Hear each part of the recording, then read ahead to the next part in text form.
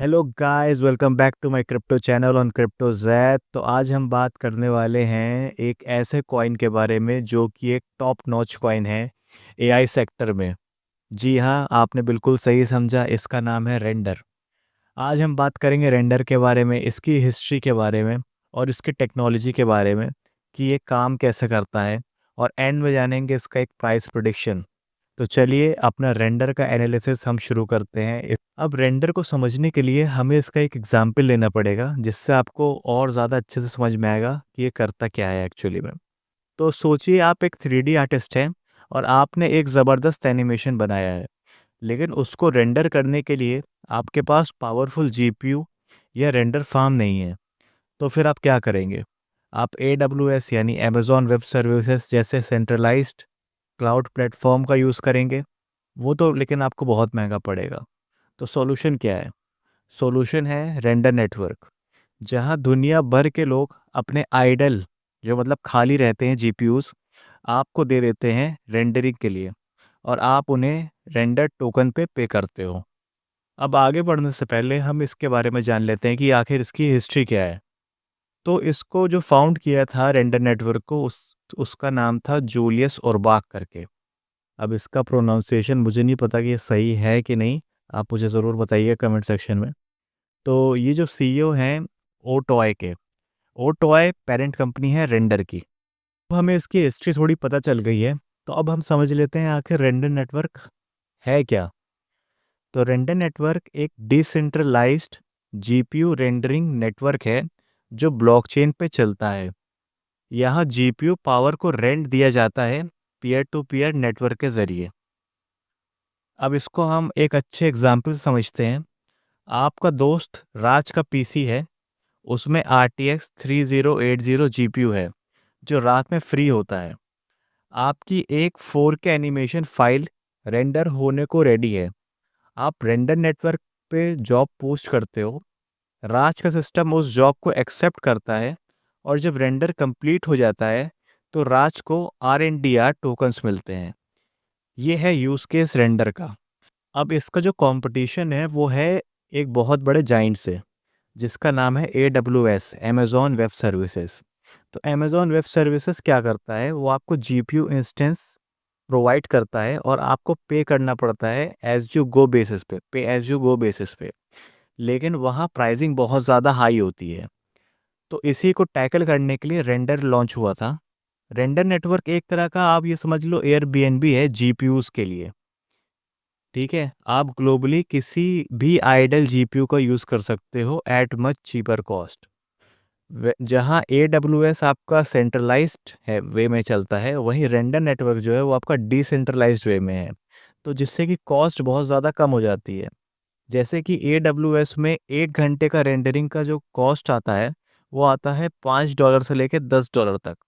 लेकिन render network पे वही काम अगर आप करेंगे तो आपको $1 में वो काम हो जाता है डिसेंट्रलाइज जीपीयूज के ज़रिए। तो अब हम इसको थोड़ा और अच्छे तरीके से समझ लेते हैं प्रोसेस बाय प्रोसेस कि आखिर ये काम कैसे करता है। तो इस सीन में 4 प्लेयर्स होते हैं। नंबर 1 होता है क्रिएटर, यानी कि आप, जो कि आप 3D सीन अगर आप रेंडर करवाना चाहते हो तो आपको एज अ क्रिएटर देखा जाएगा।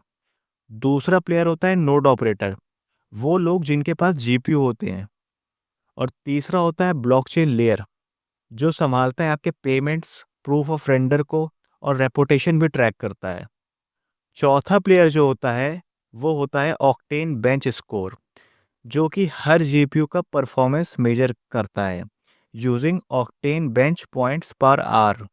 अगर आपके पास अच्छी रेपुटेशन है तो आपके रेंडरिंग जॉब्स को जल्दी प्रायोरिटी मिलती है।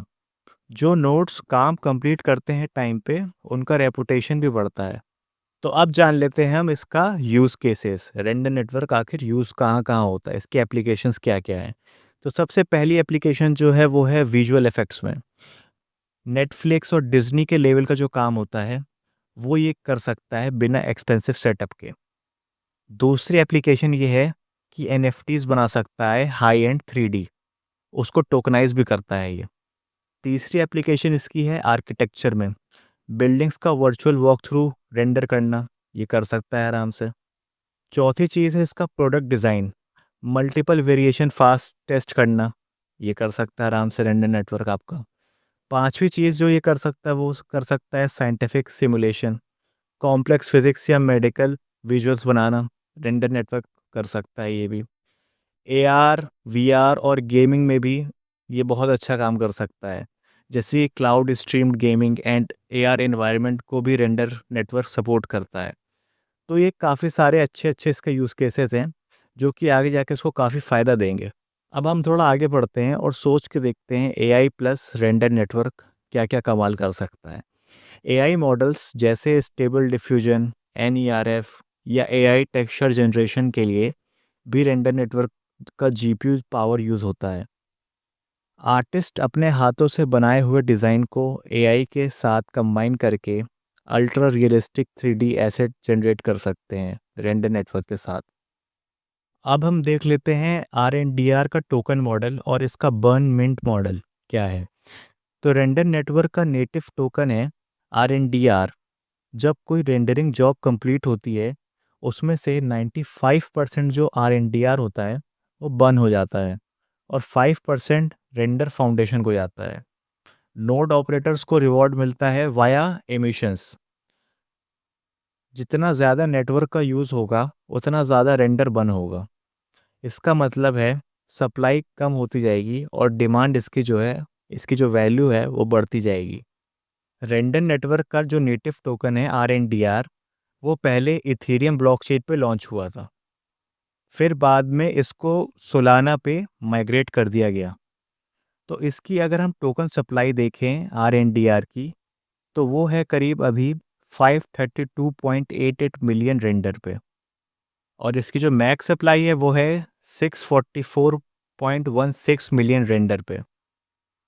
और इसकी सप्लाई जो है वो विद द टाइम कम होती रहेगी क्योंकि ये एक डिफ्लेशनरी टोकन है।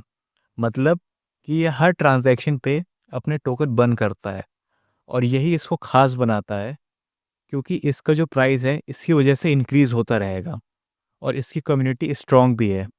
तो ये एक बहुत ही फंडामेंटल स्ट्रॉन्ग कॉइन है। अब अगर हम देखें तो का जो टोकन डिस्ट्रीब्यूशन सिस्टम है वो करीब ऐसा दिखता है। जो 25% के जो टोकन्स हैं वो जाते हैं इकोसिस्टम ग्रोथ के लिए, जैसे कि नोड ऑपरेटर्स हो गया, क्रिएटर्स हो गए और एलपीज यानी लिक्विडिटी प्रोवाइडर्स हो गए। उनके लिए 25% ऑफ द टोकन सप्लाई जाता है। अगला जो है वो है करीब 10% जाता है कम्युनिटी रिजर्व में। ठीक है, जो रेंडर की कम्युनिटी है उनके लिए जाता है। बाकी जो 25% है वो जाता है रेंडर टीम को और उनके एडवाइजर्स को।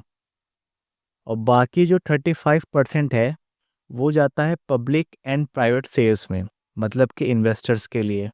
जैसे कि आपका ये लॉन्च वगैरह करना हुआ एक्सचेंजेस पे तो वहाँ पे इसको छोड़ा जाता है, सप्लाई इसकी छोड़ी जाती है। और बाकी जो इसका लास्ट का 5% वो बचता है, वो बचता है ट्रेजरी और ऑपरेशनल कॉस्ट के लिए। तो अब हम थोड़ा और इसको डीप डाइव में जाते हैं और देखते हैं कि जो 25% इकोसिस्टम ग्रोथ के लिए एलोकेटेड है, जिसमें आपको नोड ऑपरेटर्स हैं, क्रिएटर्स हैं और एलपीज हैं, यानी कि लिक्विडिटी प्रोवाइडर्स जो हैं, ये लोग इन 25% में से कैसे कमाते हैं। तो पहले अगर हम देखें तो नोड ऑपरेटर जो इंसेंटिव्स कमाता है वो कमाता है जॉब को कंप्लीट करने के बाद जो रिवॉर्ड्स मिलता है उससे, या फिर अवेलेबिलिटी, यानी अगर आपका जीपीयू अवेलेबल है तो उस पर भी आपको कुछ ना कुछ रिवॉर्ड मिलता है, उससे नोड ऑपरेटर कमाता है। बाकी जो कमाता है लिक्विडिटी प्रोवाइडर यानी एलपी जो कमाता है, उसको मिलता है शेयर ऑफ एमिशन। मतलब कि जो रेंडर का लिक्विडिटी पूल होता है उसको वो लिक्विडिटी प्रोवाइड करने के लिए उसके ऊपर वो रिवॉर्ड कमाता है। और तीसरा कमाता है क्रिएटर। क्रिएटर ऐसा कमाता है कि जब वो हैवी यूसेज करेगा उस जीपीयूज का, तो उस हैवी यूसेज पे उसको रिबेट मिलेगी रेंडर टोकन्स के फॉर्म में। तो ऐसे ये तीनों कमाते हैं उस 25% में से जो कि एलोकेट होता है ग्रोथ के लिए। तो ये सारे जो फैक्टर्स हैं ये डिफ्लेशनरी प्रेशर पैदा करते हैं। जितना ज़्यादा रेंडर नेटवर्क का यूज़ बढ़ेगा उतना ज़्यादा आर बन होगा, जो टोकन वैल्यू को बूस्ट करता है। तो गाइस अगर हम इसके प्राइस प्रेडिक्शन के बारे में बात करें रेंडर की, तो रेंडर का जो अभी प्राइस चल रहा है वो चल रहा है करीब $3।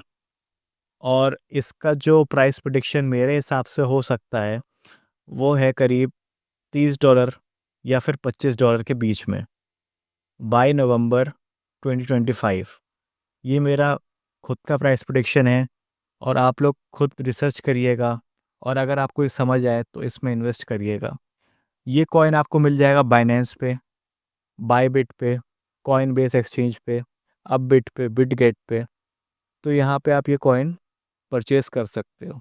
ये बहुत ज़्यादा स्ट्रॉन्ग कॉइन है, बहुत अच्छी इसकी कम्युनिटी है, इसकी रैंकिंग भी 48 है। तो एक अच्छा खासा स्टेबल कॉइन है। तो इसमें आप इन्वेस्टमेंट करोगे तो इसका जो रिस्क का जो चांस होता है वो करीब मॉडरेट ही रहेगा, हाई नहीं जाएगा, लो से मॉडरेट रहेगा। तो इससे आप एक अच्छा खासा वैल्यू जनरेट कर सकते हो अपनी इन्वेस्टमेंट से। सो गाइस, कंक्लूजन इसका यही है कि रेंडर नेटवर्क एक फ्यूचर रेडी सॉल्यूशन है जो क्रिएटिविटी को बढ़ावा देता है। हर आर्टिस्ट, हर डेवलपर या गेमर अब जीपीयू के बिना भी हाई लेवल रेंडरिंग कर सकता है रेंडर नेटवर्क के थ्रू। तो उम्मीद है आप सबको मेरा ये एनालिसिस पसंद आया होगा रेंडर नेटवर्क के ऊपर। ऐसे ही और वीडियो के लिए आप लाइक करते रहिए, सब्सक्राइब करते रहिए और शेयर करिए इस वीडियो को अपने दोस्तों के साथ। This is Cryptojazz signing of.